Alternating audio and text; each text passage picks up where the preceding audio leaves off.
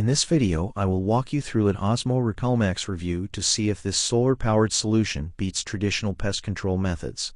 When you compare the RepelMax to standard traps or chemical sprays, the contrast is immediate. While traditional traps only catch one pest at a time and leave behind a messy cleanup, this device uses tri-wave defense to drive pests out alive.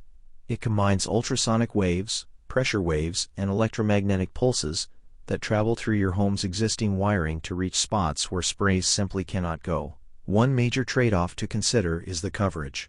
A single stake covers an impressive 4,000 square feet, which is a massive upgrade over localized bait stations, though the manufacturer suggests 1 unit per enclosed road for maximum effect, since waves don't penetrate solid walls.